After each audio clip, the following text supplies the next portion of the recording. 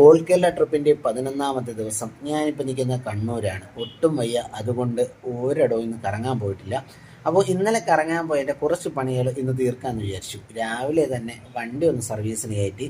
ഇന്നലെ മുഴുപ്പിലങ്ങാട് ബീച്ചിൽ പോയി ബൈക്ക് ഓടി കറങ്ങിയതിൻ്റെ ഒരു ചെറിയൊരു ക്ഷീണം ഉണ്ടായിരുന്നു വണ്ടിക്ക്. അങ്ങനെ സർവീസൊക്കെ ചെയ്തിറക്കി.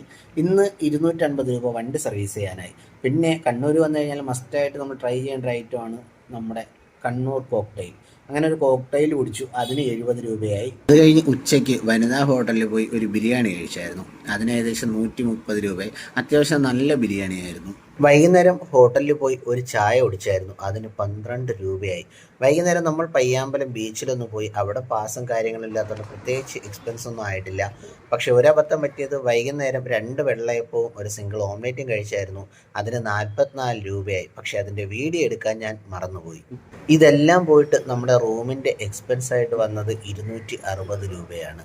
അങ്ങനെ ടോട്ടലി ഇന്നത്തെ എക്സ്പെൻസ് എന്ന് പറയുന്നത് 778 രൂപയാണ്. ഇതിൽ നമ്മൾ പെട്രോൾ കൂട്ടിയിട്ടില്ല, കാരണം മൊത്തത്തിലൊരു 10 കിലോമീറ്ററിനകത്തെ വണ്ടി ഓടിയിട്ടുള്ളൂ. അതുകൊണ്ട് ആ ഒരു എക്സ്പെൻസ് നമ്മൾ കൂട്ടിയിട്ടില്ല.